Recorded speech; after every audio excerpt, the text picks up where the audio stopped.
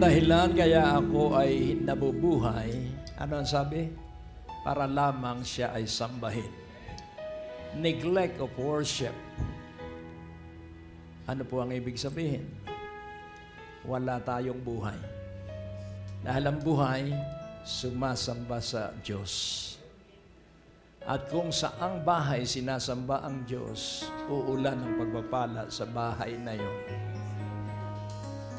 Sa Proverbs 3:33, mula 1980, yan ay tinatayuan ko na. Sabay-sabay basahin natin. The curse of the Lord is in the house of the wicked, but He blesseth the habitation of the just. Sino po yung wicked? Mga taong hindi lubusang nagtitiwala sa Diyos. Kanyang pinagpapala ang tahanan ng tirahan ng mga nagtitiwala sa Kanya. Kaya tignan mo sa iyong pangunawa, alin ka doon sa dalawa? Are you just? Hindi ko na itatanong yung ikalwa. Because I believe that we are all just. So pagpapalain, ikaw at ako, nang tuloy-tuloy habang tayo'y nabubuhay. Paniwalaan mo yan. Amen? At pag balik mo sa iyong bahay, magpuri ka't magdiwang. Sabihin mo, ang pinakamagandang bahay sa ibabaw ng lupa ay ang bahay na tinitirhan mo. Kailangan mag-umpisa ka doon dahil ang magtatapat sa malaki ay yung maligaya sa maliit. Amen? Pag hindi ka maligaya sa iyong bahay, hindi ka magkakaroon ng malaking bahay. Amen? Kaya nga po, nais kong iyong intindihin ng gusto ng Diyos na ikaw ay maunlad, gusto ng Diyos na ikay masagana, at gusto ng Diyos na ikay masaya. Kung tayong tao gusto natin maligaya ang ating pamilya, higit lalo ang Diyos. Gusto niyang ikaw at ako ay maligayang maligaya, unay sa Kanya at dadaloy ang pagpapala. Pag maligaya ka sa Panginoon, madali na po ang pagpapala.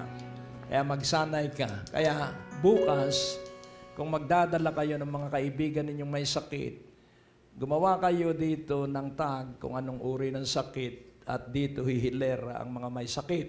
Amen? At sa ikatlong gabi, yung may pangangailangang hanap buhay, pera, ilalagay din ninyo sa inyong dibdib. Ako at kayo lamang ang makaalam. Amen? Kung magkano yung iyong kailangan, mananalig tayo sa Diyos. Kayo ba'y naniniwala na ang Diyos ay Diyos pa rin hanggang ngayon? Kayo ba'y naniniwala na ang Diyos pa rin ang dakilang manggagamot hanggang ngayon? Kayo ba'y naniniwala na ang Diyos at tumutustos hanggang ngayon sa lahat ng ating pangangailangan? Kailangan magkaroon kayo ng buhay na karanasan bago mag-ikaapat na gabi. Amen? Sapagkat yung may karanasan, iba pong lumundag yun. Kaya magkaroon ka ng karanasan at sabihin mo, ngayon pa lamang, ako'y may karanasan na.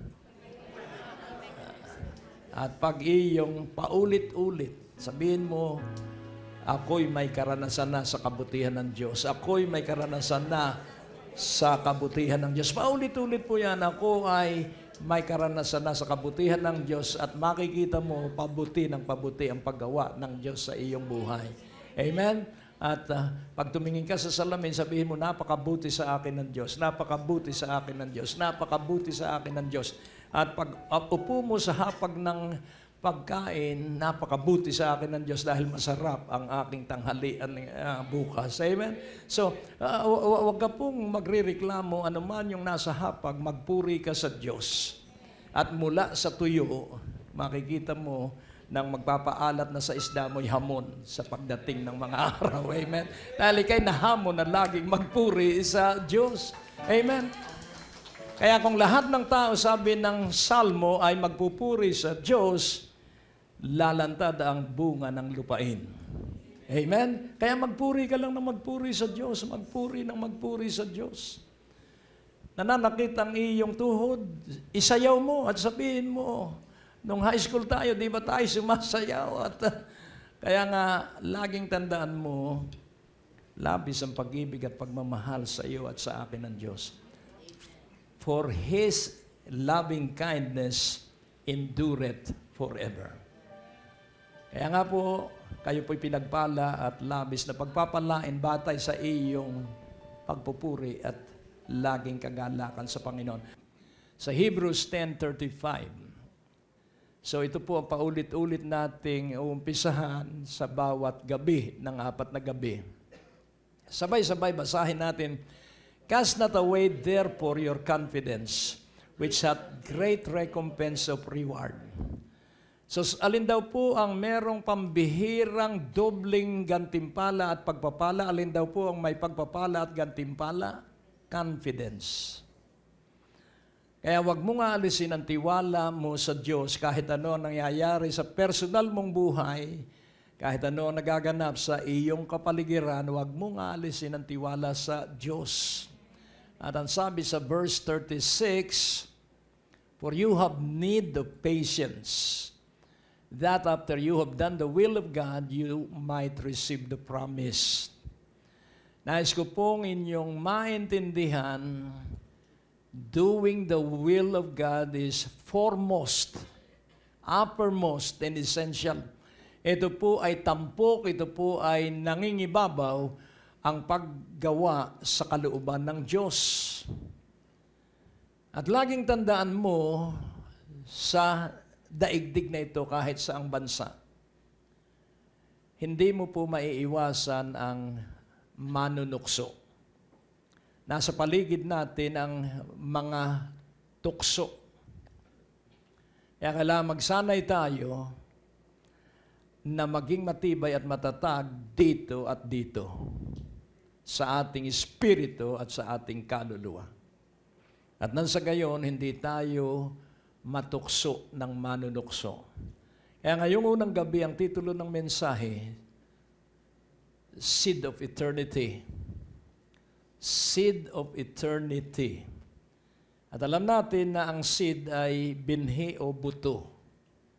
At ito ay marahil ngayon nyo lamang narinig na ang walang hanggan ay katulad ng buto. Tayo po ay manalangin.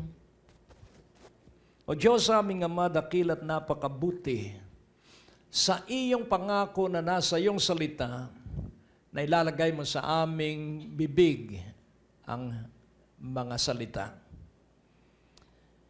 At ito ay magpapatuloy sa aming mga anak at sa mga anak ng aming mga anak. At yun po ay katotohanan na aking pinagtitiwalaan at nawa ang bawat isa'y magtiwala din.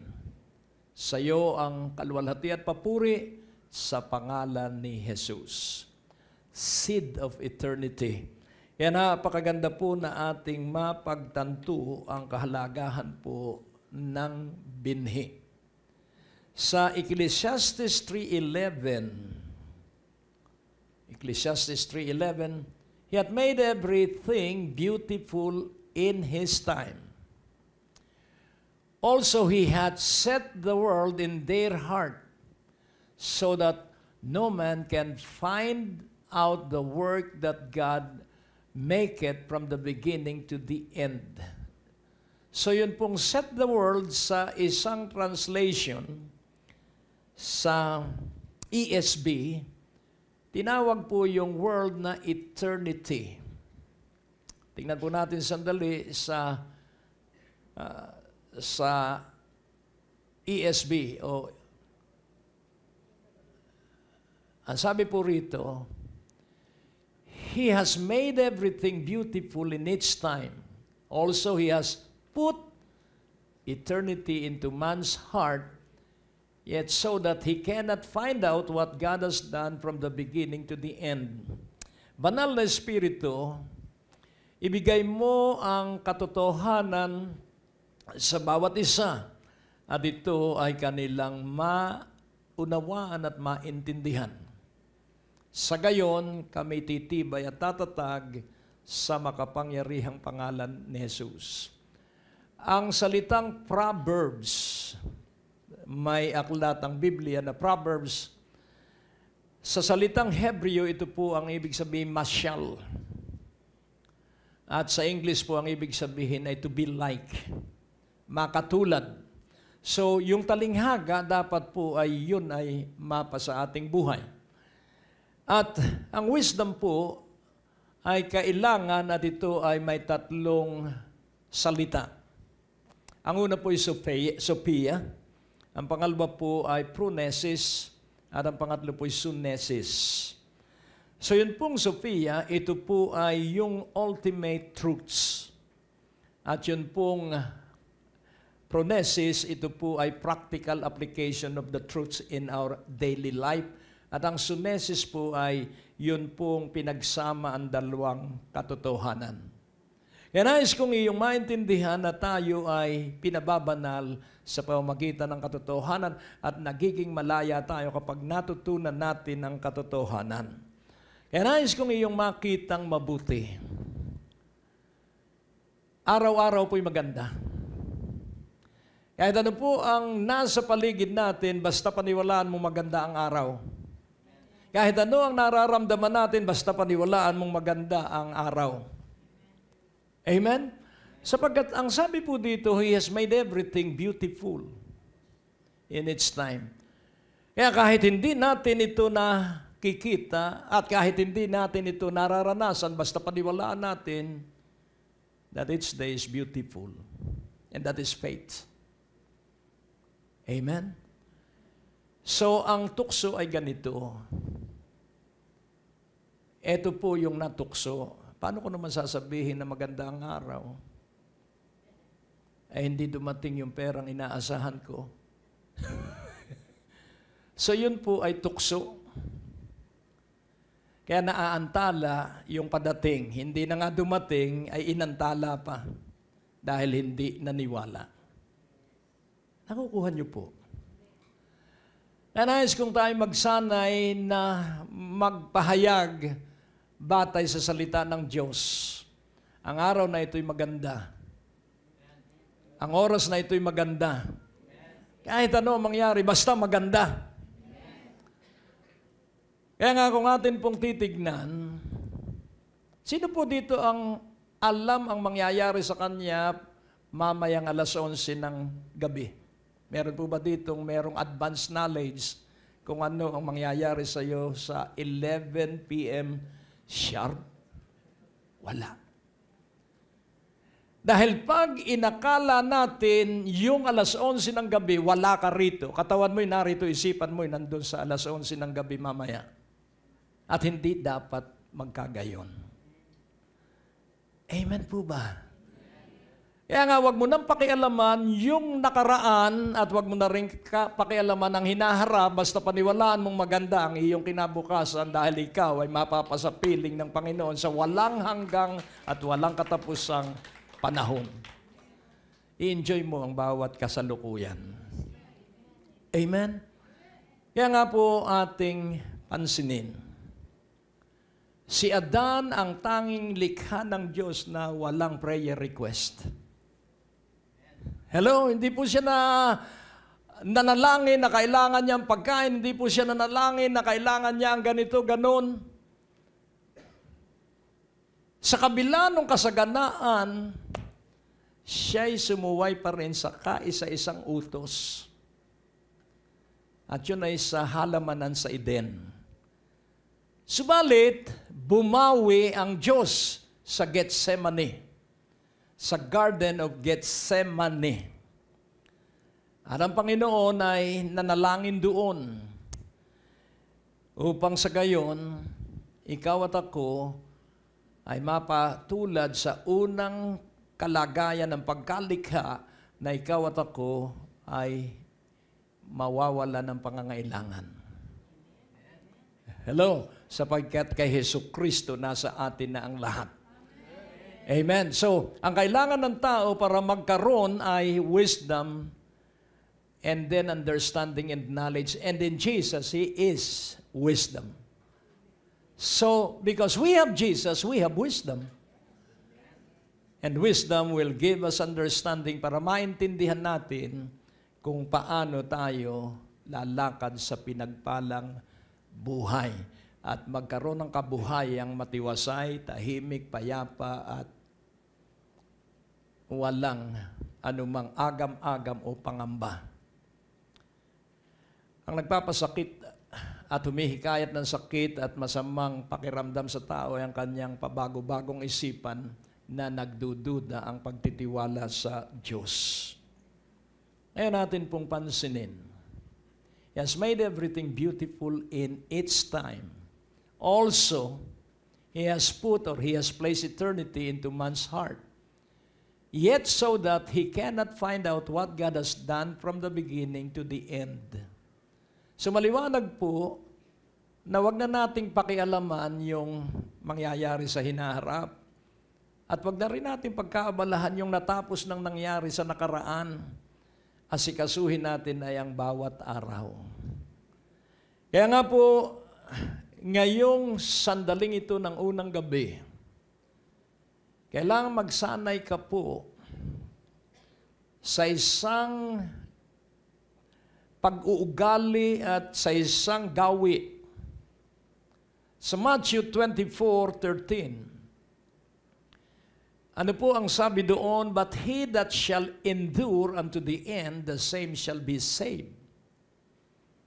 At siyang makapagtitiis, makapagbabata hanggang wakas, siya ang maliligtas. Ang ibig ba sabihin hindi tayo ligtas? Ligtas po tayo. Pero kailangan yung kaligtasan ay pagtibayin natin at ang pampatibay sa pananatili at pagpapatuloy natin sa kaligtasan ay ang kakayahang makapagtiis. Amen? So, kung hindi po ako matiisin, ay mapapagod po ako. Sapagkat ang pagtitiis ay paniniwala na lahat ng bagay sa ibabaw ng lupa ay pansamantala. Sinabi ng mga awit na mas maganda pa ang kamatayan kaysa panahon ng kapanganakan. That death is better than birth. Dahil kung papansinin po natin, kapag ang bata ay isinilang, tuwan-tuwa ang magulang. Pero walang magulang na nakakaalam ng hinaharap ng kanilang anak. Pero ang kamatayan ay tiyak dahil pag ito'y pinaghandaan, tiyak na tayo ay patungo sa piling ng Panginoon dahil yun yung kanyang pangako. May pangako ang Panginoon. Kaya napakaganda po na ating maunawaang mabuti. Believe in your future because it is secure and it is assured, it is guaranteed. Ano po ang ating hinaharap? Silipin natin sa John 14 verse 3. Yung kanyang pangako sa kanyang mga alagad. Ito po yung ating hinaharap. Basahin natin sa huling bahagi. That where I am, there you may be also. Ano ang ating hinaharap? Kung nasan si Jesus, doon niya tayo isasama. Amen. So, kapag ito'y iyong pinaniwalaan, hallelujah, hindi mo man isipin, maghihintay ka sa kanyang pagbabalik. Amen. And if I go and prepare a place for you, I will come again and receive you unto myself. That where I am, there you may be also. Kaya, sa lupa, ang simbahan ng katawan ng Panginoong Hesukristo at ang ulo ng katawan ay ang Panginoong Hesukristo. Sa lupa, naghihintay sa langit ang lalaking ikakasal at hinihintay niya ang babaeng makakaisang dibdib. Kaya kung ating mauunawang mabuti, ikaw at ako ay bahagi ng iisang katawan. At ang ulo ay ang Panginoong Hesukristo. At tayo rin at the same time ay kabilang sa babaeng nakatakdang makaisang dibdib ng Panginoon. Kaya kailangan ito ay iyong maintindihan at nang sa gayon, hindi ka po manghina sa ibabaw ng lupang ito dahil napakarami pong tukso. Ang unang tukso ay sa pananalangin. Pag ikaw po'y nagpasya na manalangin, doon ka naman aantukin. At kung hindi man aantukin, doon naman biglang may darating na bisitang matagal nang hindi mo nakakausap at magdamagang kayong magkukwentuhan for the first time after 10 years. Kaya yung plano mong manalangin, hindi na natuloy. Laging tandaan mo po, ang diablo'y galit na ikaw ay matutong manalangin. Tingnan mo ang iyong katabi, kumusta ang buhay ng iyong panalangin. Kaya nga sabi ng mga apostol, yung didistribute ng pagkain ng mga kapatiran, pumili ka ng 7 mga puspos ng Espiritu at may mahusay na buhay. Sila ang mag-distribute. Kami naman, kami bababad sa panalangin at sa salita. Kapatid, ang pera mo, nasa iyong pananalangin. Kapatid, ang kagalingan mo, nasa iyong pananalangin. At ano ang ipapanalangin? Ang salita ng Diyos. Aywan ko po, pero pag ako'y nasa ibang bansa, hindi kami magkaintindihan ng mga Koreano. Ang sabi ng isang kaibigan kong pastor nung kami nasa Korea, nagsalita siya sa akin, sumigaw ka nga ng ganito. At isinigaw ko, yung matatandang naglalakad ng mahina dahil ang mga Koreano ay disiplinado, bumilis. Yung pala salitang sinabi ko na hindi ko naiintindihan, bilisan ninyo, bilisan ninyo. Kaya ang bilis ng mga matatandang babae. At ako'y awang-awa. Sabi, ano ba yung sinabi ko? Bilisan mo, bilisan mo, bilisan mo. Kaya nais kong iyong maintindihan, ang lingwahe ng langit ay ang salita ng Diyos. At sa pakikipag-usap, ang dadalhin mo ay ang pangako ng Diyos. At sa pangako ng Diyos, may requirement ng Diyos. Sa bawat pangako ng Diyos, ito'y conditional. Merong kang gagawin na hindi gagawin ng Diyos. At merong gagawin ng Diyos na hindi mo dapat gawin. So, ngayon atin pong unawain. Hindi may bibigay ng Diyos ang hindi mo hiningi. Tatanungin ko kayo, ano ang ibinibigay mo sa iyong anak? Yung kanyang hiningi o yung hindi niya hiningi? May mga pagkakataon na kahit hindi hiningi dahil alam mong kailangan, ibinibigay mo. Pero kadalasan yung kanilang hiningi ang madaling ibigay. Dahil hindi mo naman pwedeng hulaan, ano kaya ang gusto nitong anak ko? Dahil meron pong chicken, iba-iba ang luto. Ano kaya ang gusto ng anak ko? Fried? O tinola o kaldereta o ano kaya ang gusto na napakahirap po na magluluto ka lang ay 1 oras kang nag-iisip. Pero napakadali pong magluto pag sinabi, Ma, pwede ba mamaya masarap ang ating ulam? Ay ano yung ulam na masarap? Bahala ka na. Mahirap po yun. Pero kung nag-request ng tinola, ay madali po ang mga sangkap ng tinola. Amen? Kaya nga po, sa ating relasyon sa Diyos, kailangan alam mo ang iyong hihingin. Amen? So, hindi, dahil ang sabi po ng Biblia, bago pa tayo magsalita, alam na ng Diyos ang ating sasabihin. Amen po ba? Kaya nga, wag ka nang mahiya sa Diyos. Humingi ka lagi sa Diyos. So, ngayon natin pong unawain, yun pong walang hanggan ay tiyak na tayo ay darating doon. Pero first,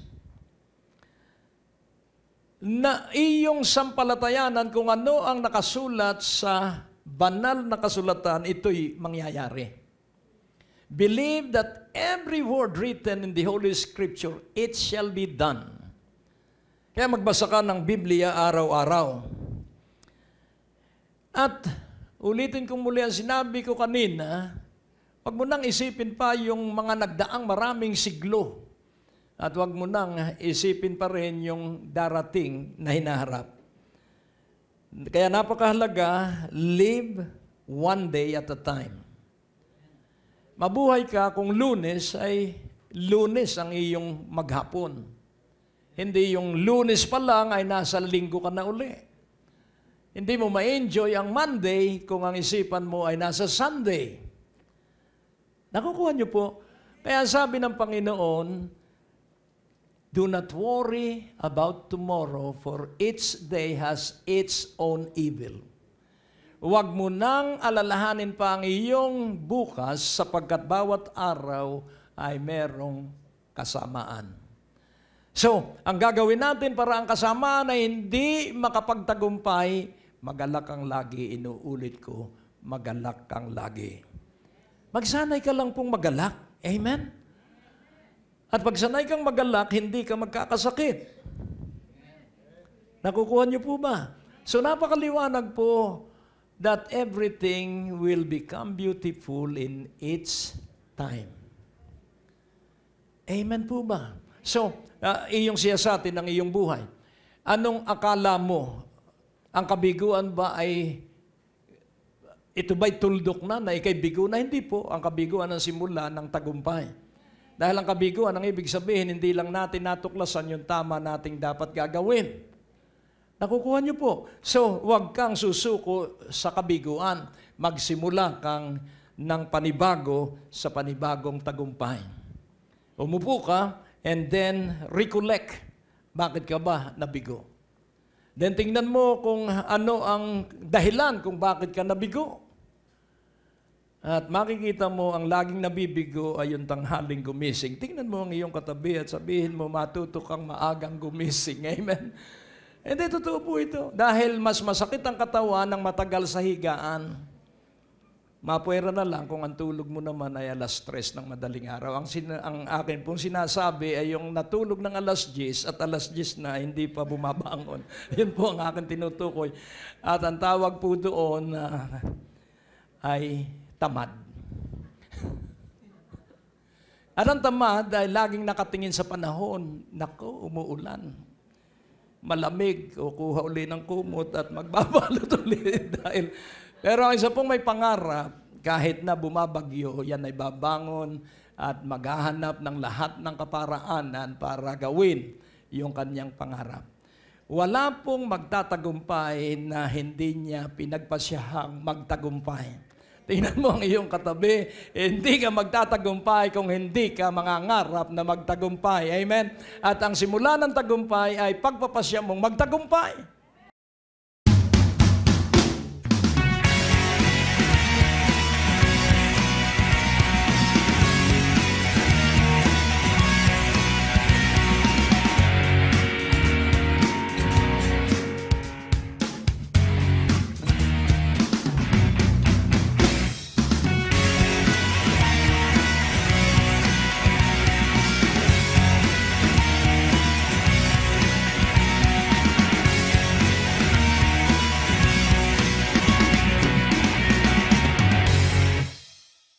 Ikaw ba'y laging nag-i-internet o nagsasurf sa iba't ibang website? Bisitahin mo rin ang aming website sa www.greggorante.com. Nandoon ang mga maraming preachings ni Pastor Greg na nakakapagbigay ng kalakasan, kagalingan at katagumpayan sa pamamagitan ng salita ng Diyos. Anyayahan mo rin ang iyong mga kamag-anak at kaibigan, mga kakilala, kaopisina at kapitbahay na sila din ay makarinig ng mensahe ng katapatan at kabutihan ng ating Panginoon. It's just one click away. Click it now, www.greggorante.com. Amen. You are on the road to your success when you start to begin to start yung iyong pangarap. Kaya napakahalaga po, live one day at a time and believe that everything is beautiful in its time. And then, ang susunod po ay magikang laging maligaya. So be happy and enjoy yourself. Aba, ay ikaw po ay walang katulad. Kung hindi mo gusto ang iyong mukha, walang magkakagusto sa iyo. Dahil pag iyo pong tanggap ang iyong mukha, ay meron din tatanggap sa iyo. Pero kung hindi mo tanggap ang iyong mukha, huwag ka nang magpaputi dahil ikaw ay ikaw pa rin dahil ang tinitingnan ng tao ay ang puso. Maliwanag ang kawikaan, ang kayamanan ay pamana ng magulang, pero ang mabuting may bahay ay regalo ng Diyos. Palakpakan po natin ang salita ng Diyos. Kaya nga yung asawa mo ay regalo sa iyo ng Diyos.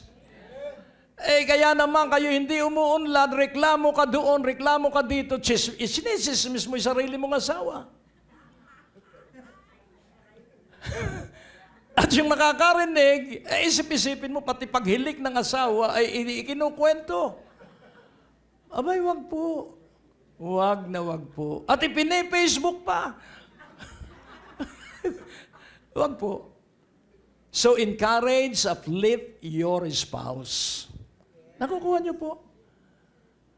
Kaya nga naghihilik ay dahil pagod.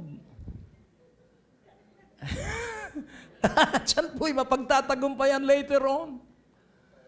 Kaya nga po, ating unawaing mabuti,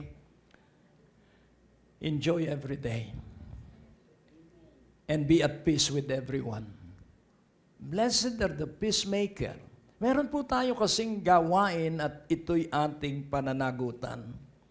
Ngayon, sa Ecclesiastes 7:14, dahil kailangan makita po natin ang kahalagahan ng kasaganaan at ng kasalatan. In the day of prosperity, be joyful.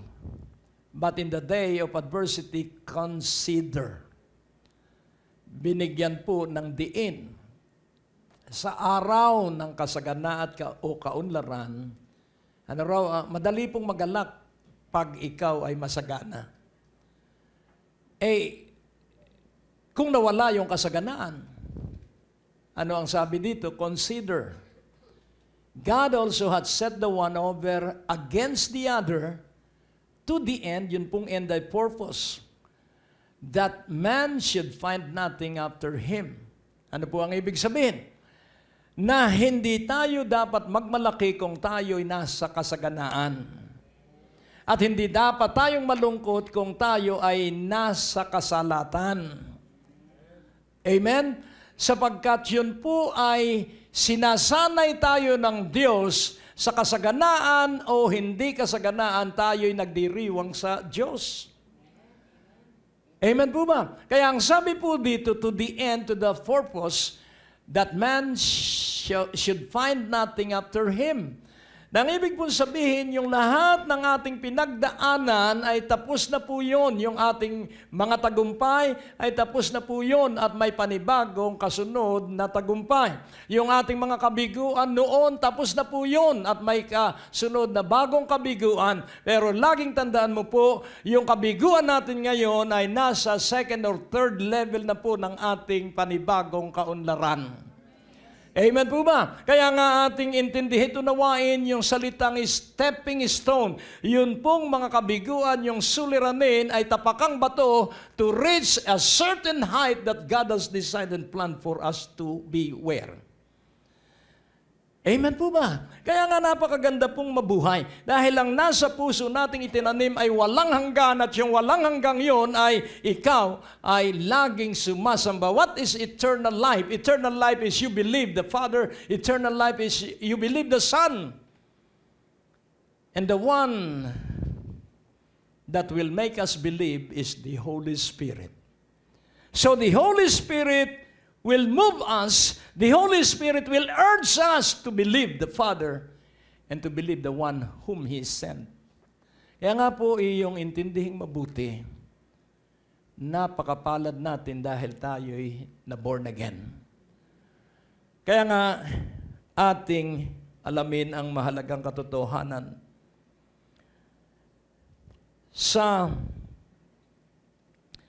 Tingnan po natin sandali sa Proverbs 3:25. Nais kong inyong makita ang mga pagbago-bagong nangyayari sa ating paligid. Be not afraid of sudden fear, neither of the desolation of the wicked when it cometh. So, dito po sa ibang translation, do not be afraid of sudden terror or sudden disaster or the destruction that will come upon the wicked. So, atin pong pansinin, marami pong taong nasa ating paligid na hindi naniniwala at lalong hindi nagtitiwala sa Diyos.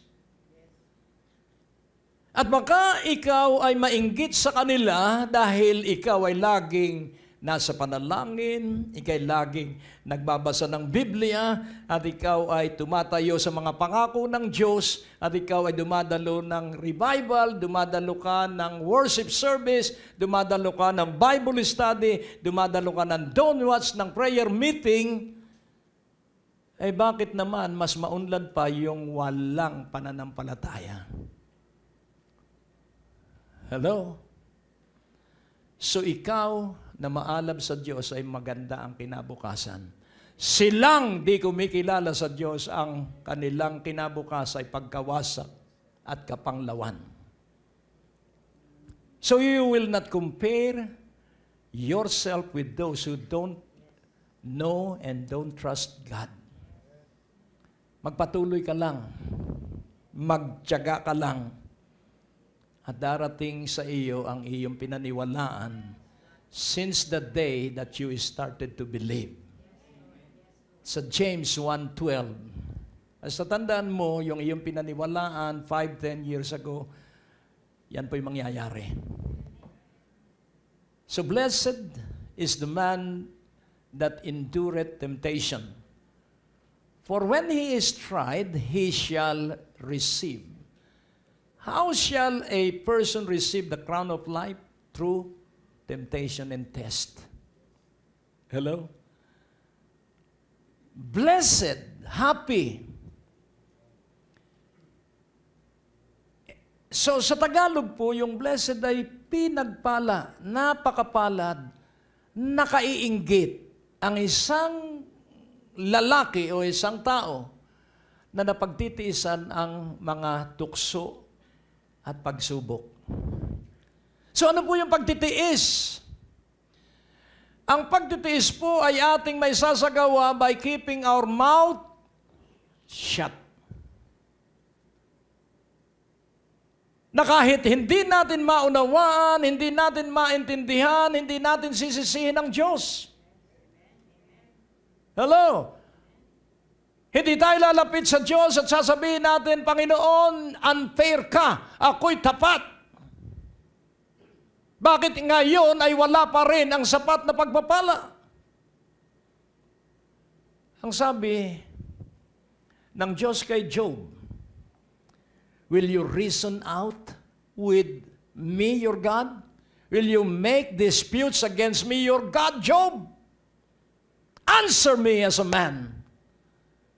Laging tama po ang nangyayari sa atin. Pero kung ating unawain ang ating nakikita sa paligid, baka ituring nating mali ang Diyos. All the judgment of the Lord are all right and true. Amen po ba? So how shall we receive the crown of life?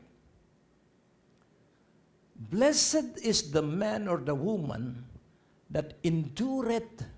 Again, yung word na endureth, nakapagtitiis, nakapagtsatsaga, walang reklamo at walang aray.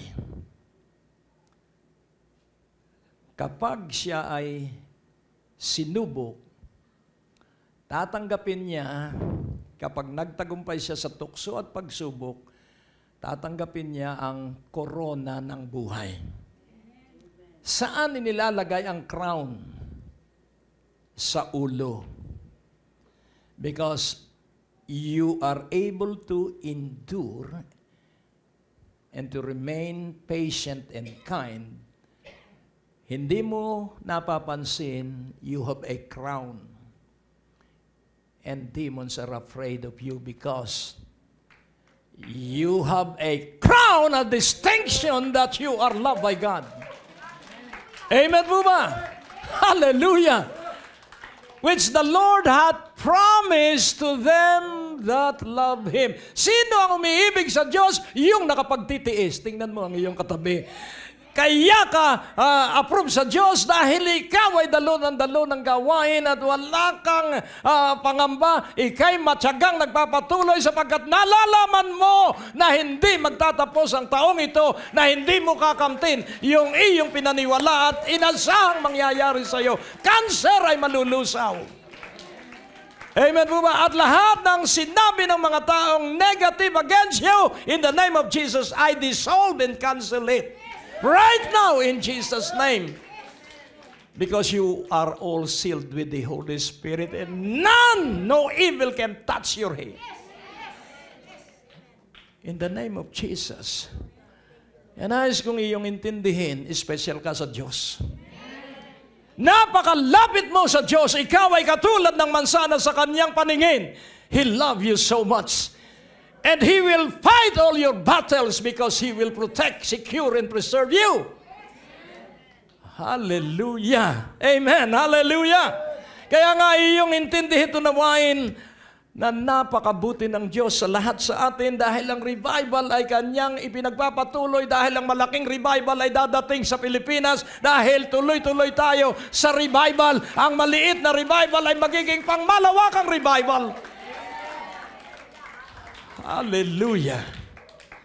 At ang payo ko sa inyo't hamon, magi kayong maalab sa panalangin. At ano ang panalangin? Ang iyong idadalangin, hindi ang iyong problema. Ang iyong idadalangin ay ang katugunan sa iyong problema. Dahil ang focus mo, that is the first principle of prayer. Pray for the answer. Hallelujah. Kaya nais kong iyong intindihin, sobra ang tiwala ng Diyos sa iyo. Ikaw ba'y naniniwalang sobra ang tiwala ng Diyos sa iyo? Fearless confidence. Kahit anong mangyari, nakatayo pa rin tayo taas noo. Hallelujah! Na hindi tayo maikikibo ng anumang problema sapagkat ang sabi ng Biblia, ang nagtitiwala sa Diyos ay katulad ng bundok na Sion na hindi maikikibo at hindi maiaalis. So trust in God and be like Mount Zion. Pray by declaring the answer, not the lack. Kaya nga po, ako'y galak na galak dito sa 4 Nights of Revival. Sinasanay tayo. In short notice, nagkakatipon tayo. Dahil pagbabalik po ng Panginoon in a twinkling of an eye. Arang makakaabot doon sa pagbabalik ng Panginoon ay yung laging handa, yung laging dumaraan sa iba't ibang problema na may ngiti sa kanyang mukha. Sapagkat ang Diyos ay maliwalas ang mukha sa lahat ng nakapagtitiis. At tandaan mo ito, mawawala ang langit at lupa, pero ang salita ng Diyos ay magpapatuloy. Kaya pag nasa iyo ang salita ng Diyos, God will preserve that word. Pag iningatan mo ang salita ng Diyos sa iyong puso, protektado ng Diyos yung salitang nasa iyong puso. Kaya walang makagagalaw sa iyo, walang makagagapi sa iyo because God is protecting His Word. Kaya punuin mo ng pangako ng Diyos ang iyong puso. Hallelujah! Ngayon, si Adan ang kasalanan ay rebellion at pagsuway. Pero sa ikalawang pagkakataon, I command you to be wise and obedient. Submission and obedience is the very life of Jesus. Himself, He submitted to His Father. Mismo ang sarili niya ay ipinasakop niya sa kanyang Ama. Kaya't pag siya'y nangaral, marami ang namamangha. Ibang magturo itong lalaking ito.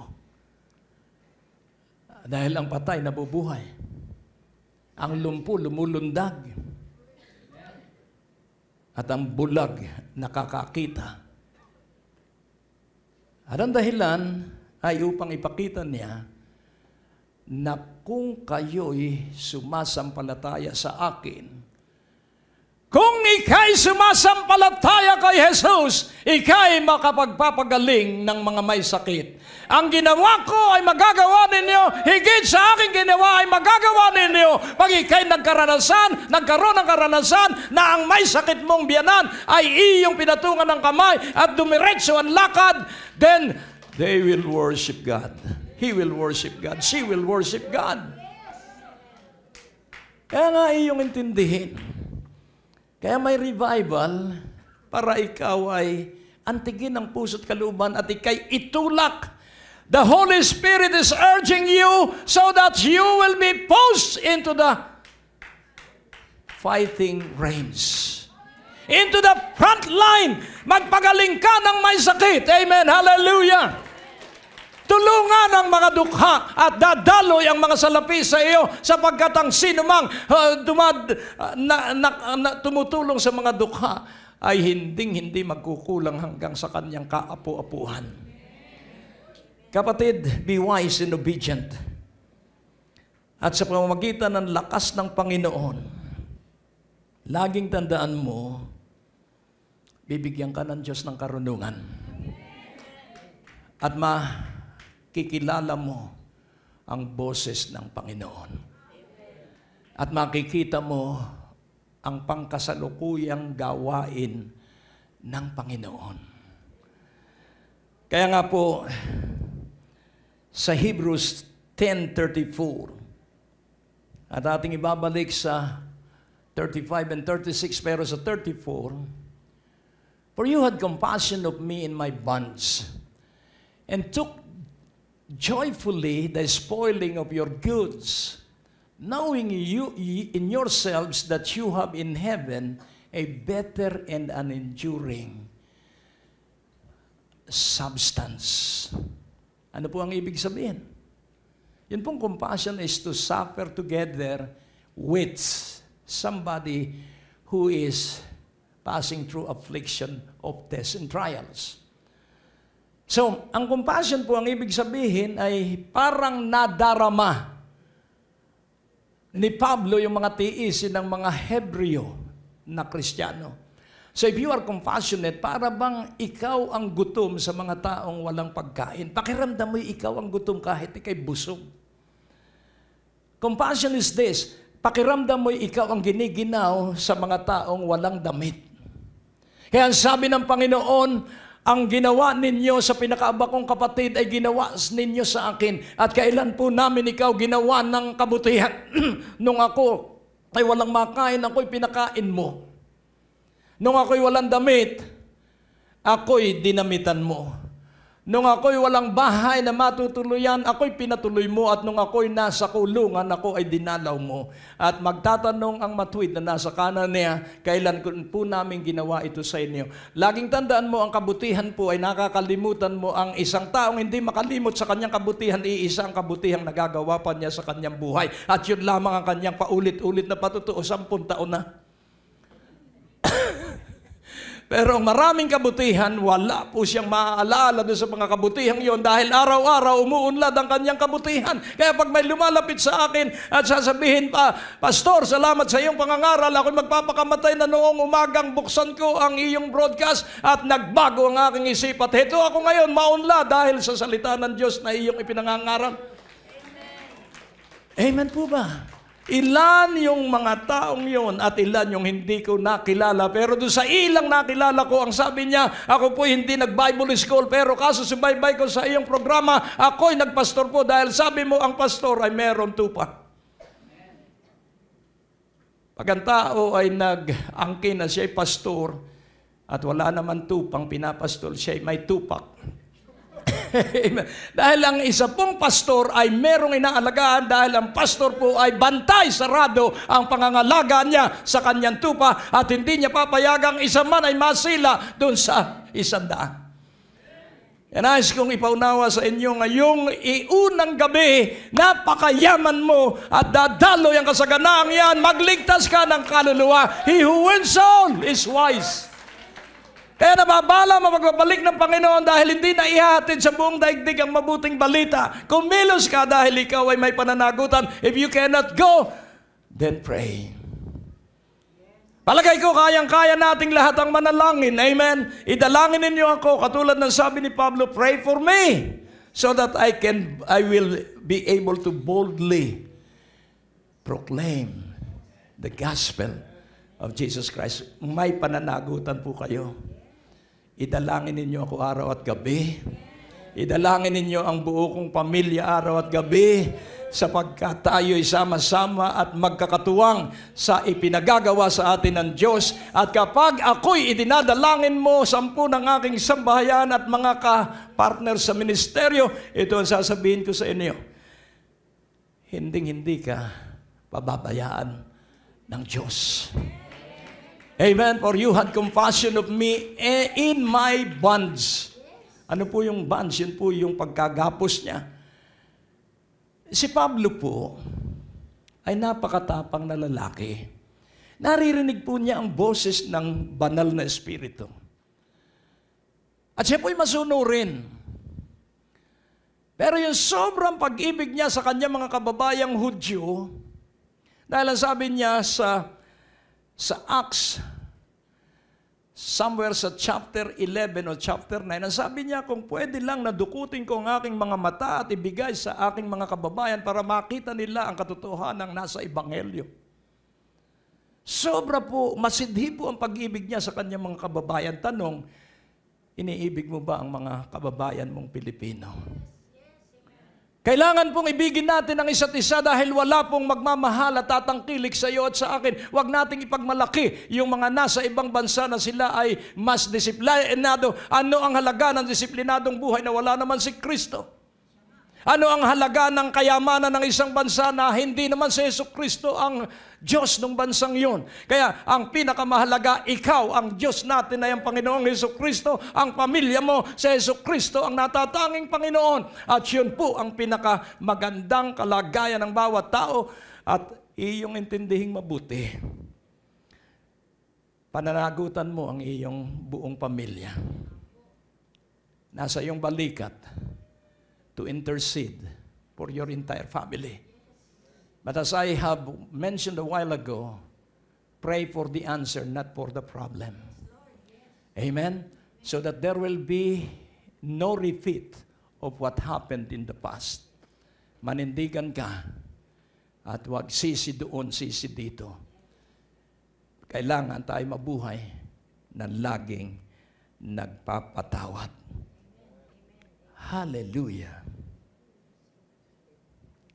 Kaya napakahalaga po, ano po ang sabi rito? Knowing in yourselves that you have in heaven a better and an enduring substance. Sapagkat nalalaman ninyo sa inyong sarili na sa langit, meron kayong mabuti at walang hanggang, yung pong substance ay pagpapala. Kaya lahat ng ginawa natin sa ibabaw ng lupa, yun po ay na-translate at nako-convert sa langit. Kaya nga po iyong unawaing mabuti, the more we pray, the more we shall receive power. The more we pray, we shall be empowered. Ngayon, atin pong unawain. Ulitin ko muli ang sinabi ko kanina. May tukso sa paligid dahil may manunukso para tigilan natin ang pagsunod sa kalooban ng Diyos. There will be temptation all around us because there is the tempter, Satan himself. And he desires that you will not do the will of God. And the will of God is to worship Him in spirit and truth. The will of God is to pray without ceasing. The will of God is to rejoice evermore. Amen? Ano po yung evermore? Patindi ang kagalakan mo sa Panginoon. Amen? Patindi ang pagpupuri natin sa Panginoon. Patindi ang pagpapasalamat natin sa Panginoon. Ano man ang nangyayari, give thanks. For that is the will of God in you, in Christ Jesus. Kaya pag ikaw ay maunlad sa pagpupuri at pagpapasalamat, ito ang tandaan mo, walang magagawa sa iyo ang dyablo, hindi niya maaantala ang mga pagpapalat, biyaya mo. Kaya laging iyong tangkilikin na sa bawat pagdalo mo ng gawain, may mangyayari sa iyo pagkatapos ng bawat gabi. Amen? At laging tandaan mo, gabi-gabi ay may mangyayaring himala sa iyo, batay sa iyong inaasahan, batay sa iyong pinaniniwalaan. Ang buhay po ng kasaganaan is by believing. To those who believe, nothing will be impossible for them. Sa lahat ng sumasampalataya, walang magiging imposible sa inyo. Kaya yung problema mo, yung sakit na yan, hindi yan imposible. Nakasalubong ng Panginoon ang isang batay na babae sa Nain na ililibing. Ang sabi niya, tigil! At ang sabi niya doon sa nasa kabaong, bangon! Hello. Nasa iyo yung kapangyarihang yon. Nasa iyo ang kapangyarihang magpagaling ng may sakit. Nasa iyo ang kapangyarihan. It's not dancing alone. It's not singing alone. At yan po ang simbahan ngayon. Awitan lang. Tugtugan lang. Sayawan lang. Nasaan ang kapangyarihan ng Diyos? Wala! Sapagkat hindi mahilig manalangin ang nasa simbahan. Pero hindi sa revival. Amen. Hallelujah. Amen. So wag mong ipagmalaki ang iyong talento dahil ang talento mo ay bigay lamang ng Diyos. At kapag ikay naging mababa, uunlad yung talentong yan at madaragdagan ng talento, at ikay magiging talentadong anak ng Diyos. At saan ka man dalhin ng Panginoon, iiwasan ka ng demonyo at sasabihin yan yung mga dumadalo sa revival sa Green Hills, mga demonyo, alis kayo sa daan. They will give way. Because they are so afraid of you, not because of your voice. He is afraid of you because of the name. The name that is above all names. The name of Jesus. So I declare this first night that all the blessings that it is stored for each one of you, I command the angels, bring all these blessings to these people. Right now in Jesus' name. Angels are ministry spirit of fire. Tanggapin mo ngayon. Sabihin mo, nasa akin na sa pangalan ni Jesus. Maaari po kayong sumulat sa P.O. Box 4135, Manila, Philippines para po sa inyong mga prayer request at testimonies. At maaari rin po kayo tumawag sa ating telepono bilang 723-8752 sa 726-4110 para sa mga ministry information at ibang mga katanungan. Maaari din po kayo mag-text sa 0919-896-0904, 0915-391-7408 at sa 0922-820-9860. At kung kayo po ay napagpala, hinahamon po namin kayo na magbigay ng donasyon sa gawain ito. Maaari nyo pong ipadala sa Banco de Oro West Green Hills Branch. Account name Greg Durante Ministries. Account number 219-800-6784. Padala nyo lamang po ang mga deposit slips sa pamamagitan ng fax sa 726-4110 o sa ating email address sa bishopgregdurante@gmail.com. Malugod po namin kayong inaanyayahan sa aming Sunday worship service sa ganap na alas 10 ng umaga sa biyaya ng Diyos Christian Fellowship. Sa second floor, Medical Building, Ortigas Avenue, Green Hills, San Juan.